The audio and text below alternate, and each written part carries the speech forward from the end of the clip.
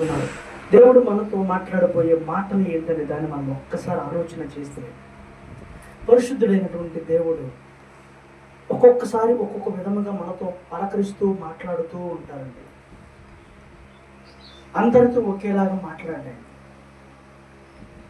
ఒక్కొక్కరితో ఒక్కొక్కలాగా దేవుడు మాట్లాడుతూ ఉంటాడు. ఈరోజు మనతో మాట్లాడబోయే ఈ మాటలు మనం జాగ్రత్తగా చూస్తే, మంచి కార్యములపై ఆసక్తి కలిగి ఉండాలంటాడు. మనం ఏ కార్యాలపై అంటే మంచి కార్యాలపై ఆసక్తి కలిగి ఉండాలంట. అంటే ఏంటా మంచి కార్యాలు? ఈ భూమి మీద బ్రతుకుతున్న మనకి ఏంటి మంచి, ఏది మంచి ఏది చెడు అనేది ప్రతి ఒక్కరికి తెలుసు. ఈ భూమి మీద బ్రతుకుతున్న వారు ఏది చెడులో ఉన్నదో ఏది మంచిలో ఉన్నదో కూడా ఈ భూమి మీద ఉన్న వారికి అందరికీ తెలుసు. తెలియనటువంటి మనుషులు ఎవరు కూడా లేరండి. మంచి ఏంటో తెలుసు, చెడేంటో కూడా తెలుసు, చేదేంటో తెలుసు, తీపేంటో కూడా తెలుసు. మనం ఆలోచన చేస్తే కాకరకాయ చేదుగా ఉంటుంది. ఎంతమందికి తెలుసండి? కాకరకాయ ఎలా ఉంటుందండి? చేదుగా ఉంటుంది. ఇప్పుడు కాకరకాయ చేదుగా ఉంటుంది కరెక్టే. ఇప్పుడు దాన్ని వాడొచ్చా వాడకూడదా? కాకరకాయ వాడొచ్చా వాడకూడదా? వాడొచ్చు. కాకరకాయ చేదుగా ఉంటుంది, కానీ దాన్ని తినటం వల్ల నష్టమేమి కాదు. అది ఆరోగ్యానికి మంచిది. ఏమండి? పంచదార చాలా తీయగా ఉంటుంది. ఇప్పుడు దాన్ని వాడొచ్చా వాడకూడదంటే దాన్ని కూడా వాడొచ్చు, కానీ తగు మాత్రముగా వాడాలి దాన్ని. అలాగే కాకరకాయ చేదుగా ఉంటుంది, దాన్ని వాడొచ్చు, దాన్ని కూడా తగు మాత్రముగానే, ప్రతి దాన్ని కూడా తగు మాత్రముగానే వాడమన్నాడు. వాడొద్దని దేవుడు ఎక్కడ చెప్పలేదండి.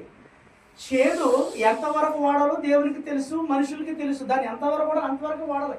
కాకరకాయ తింటే మంచిదే కాదని ఎక్కువ తీసుకుంటే వేడి చేస్తుంది.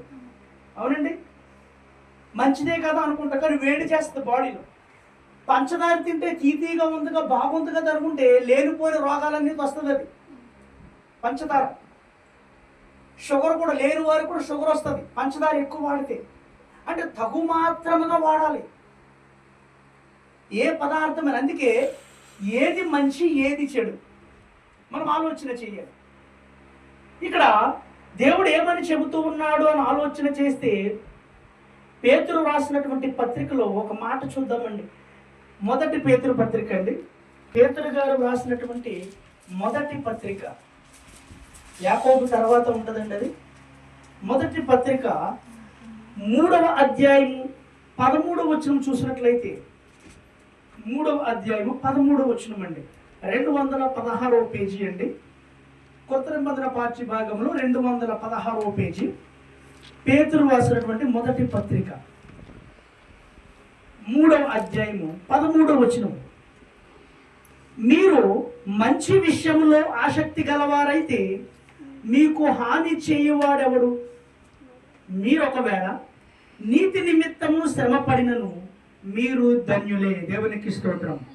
ఇక్కడ మనం ఆలోచన చేద్దామండి. ఇక్కడ పేతురు గారు ఏమని చెప్తున్నారంటే, మీరు మంచి విషయంలో ఆసక్తి గలవారైతే మీకు హాని చేయవాడెవడు? ఇక్కడ ఏది మంచి ఏది చెడు. ఇప్పుడు మనం మంచి విషయంలో ఎలా ఉండాలంటే ఆసక్తి గలవారుగా ఉండాలంటే, ఇప్పుడు మంచి విషయంలో మన ఆసక్తి గలవారు అయితే మనకి కీడు చేసేవాడు ఎవడు ఉండడు, మనకు హాని చేసేవాడు ఎవడు ఉండడండి. అంటే మంచి విషయంలో ఆసక్తి కలిగి ఉండాలి. తర్వాత ఇక్కడ ఇంకా ఏమని చెప్తున్నాడు? మీరు ఒకవేళ నీతి నిమిత్తము శ్రమ పడితే మీరు ధన్యులే. నీతి విషయంలో ఎవరైతే శ్రమ పడతారో వారు ధన్యులు. నీతి నిమిత్తము ఆకలి తప్పులుగా ఎవరైతే ఉంటారో వారు ధన్యులే. అవునా కదండి? ఇప్పుడు నీతి విషయంలో మనం ఒకవేళ శ్రమ పడితే, శ్రమ పడినంత మాత్రాన మనకు నష్టమేమి కాదు. వారు ఇంకా మరి అధికముగా ధన్యులైపోతారు దేవుని దగ్గర. ఇప్పుడు నీతిగా బ్రతికేటువంటి మనము, నీతిగా జీవించేటువంటి మనము, ఏది మంచో ఏది చెడో ఆలోచించేటువంటి మనము, దేవుని మందిరంలో గడిపేటటువంటి మనము ఒకవేళ శ్రమ పడితే వారు ధన్యులు. దేవునికి స్తోత్రం. ఇప్పుడు శ్రమ పడినటువంటి మనుషులు ఎవరైనా ఉన్నారా ఈ భూమి మీద అంటే, ఈ భూమి మీద శ్రమ పడనటువంటి మనుషులు ఎవరో కూడా లేరండి. ఒక్కొక్కసారి ఒక సామెత వస్తూ ఉంటుంది, కష్టాలు బాధలు శ్రమలు మనుషులకు రాకపోతే చెట్లకి పుట్లకు వస్తాయి అంటారు. అవునా కదండి? శ్రమలు అనేది బాధలు అనేది మనుషులకు రాకపోతే చెట్లకి పుట్లకు వస్తాయి అంటారు. నేను ఒక మాట చెప్తానండి, చెట్లకి రావంటారా శ్రమలు? వాటికి నోరు లేక చెప్పుకుంటలేదు, అంతే తేడా. ఇప్పుడు మనకు నోరు ఉంది కాబట్టి మనం చెప్పుకోవచ్చు. ఇప్పుడు చెట్లకి శ్రమలు రాలేదని ఎవరన్నారు? అసలు అర్ధాంతరంగా గొడ్డలతో నరికేస్తున్నారు, అర్ధాంతరంగా కోత మిషన్లతో కోసేస్తున్నారు. అది శ్రమ కాదు, దానికి బాధ కాదు. అది అనుకుంటుంది కనీసం నన్ను బ్రతకనివ్వట్లేదు ఈ భూమి మీద అనుకుంటుంది. నన్ను భూమి మీద కూడా బ్రతకనివ్వట్లేదు ఈ మనుషులు అని తిట్టుకుంటుంది అంటది. దానికి శ్రమ ఉంది. మరి పుట్లకు రావంటారా కష్టాలు? పుట్లకు రావంటారా? మనుషులు తప్ప చెట్లకి పుట్లకు వస్తాయి అన్నారు చాలా మంది. చెట్లకి శ్రమలు వస్తున్నాయి, పుట్లకి శ్రమలు వస్తున్నాయి. అర్ధాంతరంగా పుట్టలు పొడి చేస్తున్నారు. ఏమండి, ఒక పొలాన్ని శుభ్రం చేయాలంటే ఆ పొలం దగ్గర పుట్టేస్తే ట్రాక్టర్తో తీయించేస్తారు. అది అవునా కదంటారు? బ్లేడ్ ట్రాక్టర్ వెళ్ళి బ్లేడ్ ట్రాక్టర్తో పుట్టలు లేపేస్తారు. వాటికి శ్రమలు రావట్లేదు అంటారా? చీమలు అనుకుంటే ఇంత కష్టపడి మేము కట్టుకున్నాం ఈ పుట్ట, రాత్రి అనక పగలనక మేమందరం కూడా కలిసికట్టుగా పని చేసుకుని పుట్టను పోస్తే ఈ పుట్టలో వర్షం వచ్చినా చలి వచ్చినా ఏమొచ్చినా అందులో దాక్కోవచ్చని మేమనుకుంటే ఈ పుట్ట లేకుండా చేశారే అని. అంటే మనుషులకే కాదండి, చెట్లకి వస్తున్న శ్రమలు. తర్వాత అండి ఏమండి, పుట్టలకు కూడా వస్తాయి. ప్రతి దానికి శ్రమలు ఉన్నాయండి. శ్రమలు లేనటువంటి వారు ఎవ్వరు కూడా లేరు. ఒకవేళ మనుషులే అనుకుంటారేమో, చాలా మంది మనుషులే అనుకుంటారేమో. మనుషులకే కాదండి, చెట్లు కూడా ఉన్నాయి శ్రమలు. చెట్లు కూడా అర్ధాంతరంగా నరికేస్తున్నారు. ఈనాడు చాలా చోట్ల అడవులు ఉండట్లేదండి. అందుకే మీరు ఎప్పుడైనా గమనించండి, కొన్ని జంతువులు బయటకు వచ్చేస్తున్నారు, చూస్తున్నారా? ఈ మధ్య నా పులి తిరుగుతుంది అన్నారు. ఇక్కడ కరిచేలగూడెం దగ్గర పెద్ద చెరువు దగ్గర పులి తిరుగుతుంది, అడుగు ముద్రలు వచ్చినాయి, అక్కడ పాద ముద్రలు వచ్చినాయని చెప్పి చూపించారు. ఒక వారం క్రితం 10 రోజుల క్రితం పెద్ద పులి తిరుగుతుంది అన్నారు. అంటే పెద్ద పులులు వెలుగుబంట్లు బయటకు వచ్చేస్తున్నాయి అంటే సరిగా అడవులు లేవనే కదండి. అడవులు ఉంటాయి, బయటికి రావు కదా. సరైన ఆహారం అక్కడ దొరకట్లే, సరైన ఆహారం దొరకట్లేదండి. అందుకే అవి ఊళ్ళో పడిపోతున్నాయి. ఇప్పుడు ఊళ్ళోకి వచ్చేస్తే కనీసం ఏ గేదెలో ఆవులో కనబడుతున్నాయి, ఓ మేకలో ఏదో ఒక దాని మీద పడిపోయి తినేస్తున్నాయి. ఏముంది, ఇక్కడ కరిచేలగూడెం నుంచి అలా తప్పించుకుని అలా మంగపేట వెళ్ళిపోయిందంట. అది మంగపేట వెళ్ళిపోయి అక్కడ 2 ఎద్దులు తినేసిందంటండి. ఆఫ్ సగం తిని వదిలేసింది. అక్కడ నుంచి అలాగ కన్నాపురం నుంచి అలా బొట్టాయిగూడు నుంచి అలాగ మళ్ళీ అక్కంపేట నుంచి అలాగ మళ్ళీ వేగవారం నుంచి జీలుగుమెల్లి అలాగ అడవుల్లోకి వెళ్ళిందంటండి. అంటే ఎక్కడి నుంచి స్టార్ట్ అయిందండి అది, దాని జర్నీ చూడండి. అంటే అడవులు చెట్లు లేకపోతే ఇది ఇలాంటి జంతువులన్నీ కూడా బయటకు వస్తాయి. వాటికి శ్రమ, వాటి నుంచి బయటకు వచ్చేసిన పురులను బట్టి మనకి శ్రమ. మనకి శ్రమే కదండి, మనకి బాధే. వాటికి శ్రమ. చెట్లు లేక అవి అనుకుంటే, పులులు అనుకుంటే ఈ చెట్లు లేకపోతే మాకు నీడ లేదు, సరైన ఆహారం దొరకట్లేదు అని చెప్పేసి వాటికి శ్రమ. ఆ శ్రమ నుంచి అవి బయటకు వచ్చిన తర్వాత వాటిని బట్టి మనకు శ్రమ. మనం పెంచుకుంటున్న ఆవులు చచ్చిపోయి అనుకోండి, శ్రమ బాధ కాదా? ఎంత బాధ అండి.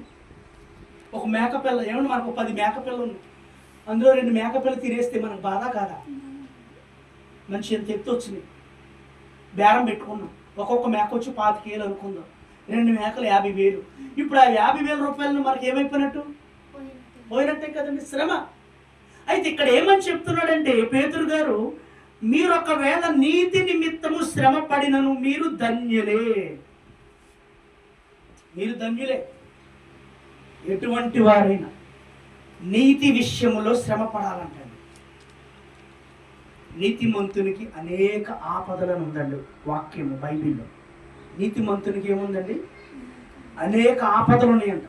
ఇక్కడ ఏమంటున్నాడంటే నీతి విషయమై మీరు శ్రమ పడుతున్నారా, లేకపోతే నేను శ్రమ పడుతున్నానా? ఆ దేవుడు చెప్తున్న మాట, మీరు ధన్యులే. ధన్యతను పొందుకుంటామంటండి. ఇక్కడ అందుకే ఏమని ఆయన సెలవిస్తూ ఉన్నాడని ఆలోచన చేస్తే మంచి కార్యములపై ఆసక్తి కలిగి ఉండాలంటండి. మనందరికి ఏముండాలంటండి? మంచి కార్యములు. ఏది మంచో ఏది చెడో మనకు తెలుసు, తెలియకుండా ఏం బ్రతకట్లేదండి. దాన్నే వివేకం అంటారు. ఏది మంచో ఏది చెడో తెలుసుకునే దాన్ని వివేకం అంటారు. ఏమండి, నీకు వివేకం లేదా అంటారు. వివేకం అంటే ఏంటంటే ఏది మంచో ఏది చెడో తెలుసుకునేదాన్ని వివేకం. ఇప్పుడు ఏది మంచి కార్యములు ఇక్కడ చెప్తూ ఉన్నాడు. దేవుడు ఏమని చెప్తున్నాడు అని ఆలోచన. దేవుడు మనలో కోరుకునే కొన్ని మంచి కార్యాలు ఉన్నాయంటండి. మనలో కోరుకుంటున్నాడు. ఏంటి ఆ కార్యాలు?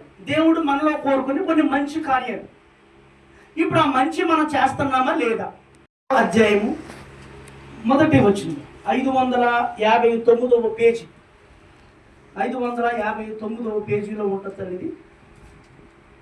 ప్రసంగి 7వ అధ్యాయం 1వ వచనం, 559వ పేజీ 1వ వచనం. సుగంధ దైలము కంటే మంచి పేరు మేలు, ఒకని జన్మదినము కంటే మరణ దినమే మేలు. ఇక్కడ ఆలోచన చేద్దామండి. ఇక్కడ ఏమని చెప్తున్నాడంటే సొలొమోను భక్తుడు మాట్లాడుతున్న మాట ఏంటంటే సుగంధ తైలము కంటే మంచి పేరు మేలు అంటాడు. ఏమండి, దేనికంటే అంటండి? మన ఇంట్లో ఉన్నటువంటి అత్తర్ల కంటే, మన ఇంట్లో ఉన్నటువంటి పెర్ఫ్యూమ్స్ కంటే, మన ఇంట్లో ఉన్నటువంటి ఐశ్వర్యము బంగారము కంటే, మన ఇంట్లో ఉన్నటువంటి ధనము కంటే మంచి పేరు మేలంటండి.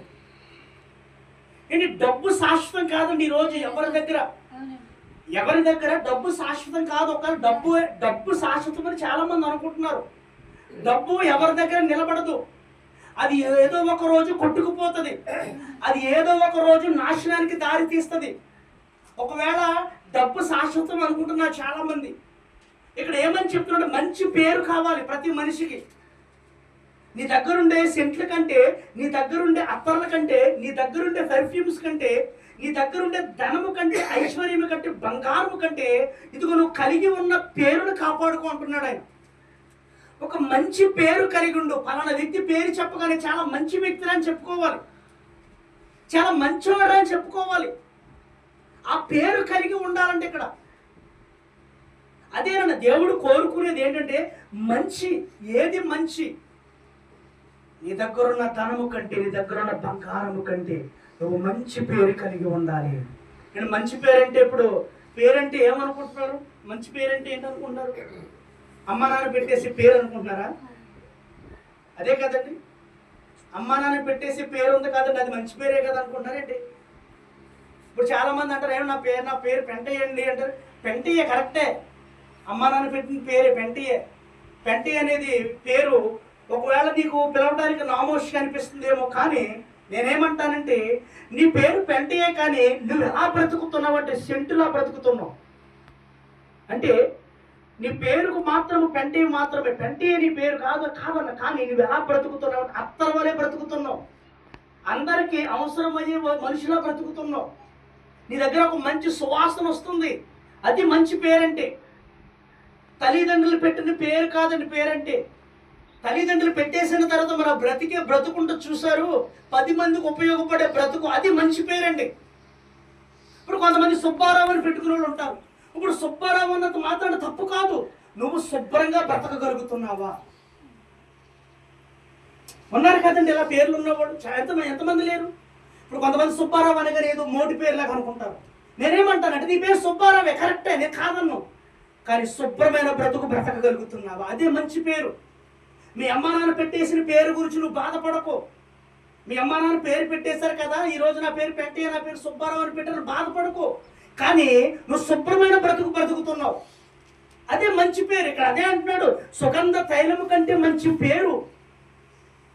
వీటన్నిటికంటే ప్రాముఖ్యమైనది మంచి పేరు ఉండాలంటే అండి, శుభ్రమైన బ్రతుకులు బ్రతకాలి. ఏమండి, కొంతమంది యేసు అని పేరెట్టుకుంటారు. వాడు ఎప్పుడు చూసినా తాగుతారే ఉంటాడు. ఇంకెక్కడ ఉంది యేసు? అర్థమేది? పేరేం పేరు? ఎవరి పేరు ఎట్టుకున్నారు? యేసు. దేవుని పేరు ఎట్టుకున్నాడు యేసు.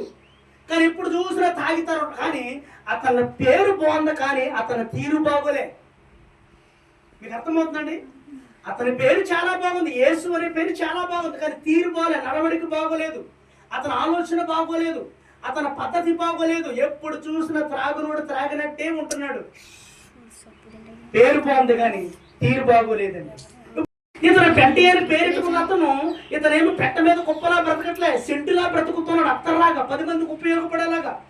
యేసు అని పేరెట్టుకున్నా కానీ నీ తీరేమీ మారలే. ఇలాంటి వాళ్ళు చాలా మంది ఉన్నారు. కొంతమంది యోబు అని పేరెట్టుకుంటారు. నా పేరు యోబు అంటాడు, తెల్లారైతే జేబు కొడతాడు. ఇంక ఉపయోగం ఏముంటుంది? పేరు యోబు, తెల్లారైతే ఏం కొడతాడు? జేబులు కొడతాడు. ఇంకా దానికి అర్థం ఉంటుందంటారా? బైబిల్లో ఉన్న యోబు ఎటువంటి వాడో తెలుసండి? యోబు చాలా శ్రమలు అనుభవించాడు, అందుకే అతను ధన్యుడిగా తీర్చబడ్డాడు. దేవుని దగ్గర ధన్యుడిగా తీర్చబడ్డాడండి. నీతి నిమిత్తము శ్రమ పడిన వారు ధన్యులు అన్నాడు. ఇప్పుడు నీతి విషయమై యోబు గారు శ్రమ పడ్డాడు. నీతి విషయమై యోబు గారు ఎంతో శ్రమలు పడ్డాడు. ఆ శ్రమలు పడ్డాడు కాబట్టి ఆయన ధన్యుడిగా తీర్చబడ్డాడు. ఈరోజు యోబు అని పేరు పెట్టుకున్న వాళ్ళు చాలా మంది ఉంటున్నారు, కానీ తెల్లారు లెగిస్తే జేబులు కొడుతూ తిరుగుతూ ఉన్నారు చాలా మంది. ఎంత భయంకరమైన స్థితిలో ఉంటున్నారు. ఇక్కడ అదే అడుగుతున్నాడు దేవుడు. ఏమంటే దేవుడు మనలో కోరుకుని కొన్ని మంచి కార్యాలంట. ఒకటి, మంచి పేరు ఉండాలంటండి. ఏముండాలంటండి? మంచి పేరు. ఇక్కడ అదే మాట్లాడుతున్నాడు. ఐశ్వర్యము, బంగారము, కోట్లు కంటే మంచి పేరు సంపాదించుకోవాలంటాడు. మనం ఎంతసేపు డబ్బు సంపాదించడానికి చూస్తాం, అవునండి? ఎంతసేపు నా బిడ్డలకి ఏం సంపాదించాలి, ఏమండి, నా బిడ్డలకి ఏం కొనాలి, నా కుటుంబం పరిస్థితి, ఇది మాత్రమే ఆలోచిస్తారా తప్ప ఏనాడైనా మంచి పేరు కోసం నువ్వు ప్రయాసపడ్డావా? ఎంతసేపు నేను బంగారం కొనుక్కోవాలి, ఎంతసేపు నేను ధనము సంపాదించుకోవాలి, ఎంతసేపు నా బిడ్డలకు అది కావాలి ఇది కావాలంటున్నా, కానీ వీటన్నిటికంటే ప్రాముఖ్యమైనది ఇక్కడ దేవుడు చెప్తున్నాడు, మంచి పేరు కలిగి ఉండాలి అని అంటున్నాడు. మంచి పేరు చాలా అవసరం అంటాడు. ప్రతి మనిషికి మంచి పేరు కావాలి. ఏంటో మంచి పేరు? ఎలాగొస్తుంది మంచి పేరు? 10 మందితో మంచితనంగా ఉండాలండి. 10 మంది నా వాళ్ళు అనుకోవాలండి. ఎవరైనా కష్టములు ఉంటే ఈ కష్టము నాది అని పరుగుని వెళ్ళేవాడికి మంచి పేరు వస్తుందండి. ఎవరైనా ఇబ్బందుల్లో ఉంటే ఆ ఇబ్బంది ఇది నాది అని నువ్వు పరుగుని వెళ్ళి సహాయం చేస్తావు చూడు, అదే మంచి పేరు. ఇలాంటి పేరును సంపాదించుకోవాలి, అది మంచి పేరు. నువ్వు ఐశ్వర్యం సంపాదించడం కాదు, ధనము కోసం, కోట్ల కోసం సంపాదించుకోవడం కాదు. ఇది కాదంట దేవునికి కావలసిన మంచి పేరు ఉండాలంట. ఆ మంచి పేరు ఈరోజు నీలోను నాలోను ఉండగలుగుతుందా? ఆ మంచి పేరు నీవు నేను సంపాదించుకోగలుగుతున్నావా? ఒక్కసారి ఆలోచన చేయి. ప్రతి మనిషికి ఉండాలంట మంచి పేరు. కొంతమంది పేర్లు ఎట్టుకుంటూ ఉంటారు. దేవుని పేరు పెట్టుకున్న చాలా మంది లేరంటారా? నేను ఇశ్రాయేలు అని పేరు పెట్టుకున్నాడు చాలా మంది ఉన్నారు. ఇమ్మానుయేలు అని పేరు పెట్టుకున్నాడు చాలా మంది ఉన్నారు. ఉన్నారా? లేరు? ఎంతమంది లేరు? బోల్డ్ మంది ఉన్నారు. ఇంకా దేవుని పేరు మీద వచ్చే పేరు చాలా మంది. కొంతమంది యాకోబు అని పేరు పెట్టుకుంటారు, కొంతమంది పేతురు పేరు పెట్టుకుంటారు. ఈ పేర్లన్నీ కూడా బైబిల్లో ఉన్న పేర్లే, కానీ పేరుకు తగ్గ తీరు మనలో కనబట్లేదు. అది మంచి పేరు కాదు. అందుకే ఇక్కడ సుగంధ ధైర్యం కాదే నాకు కావలసింది, మంచి పేరు కావాలి అన్నాడు. దేవునికి మహిమ కలుగునుగాక.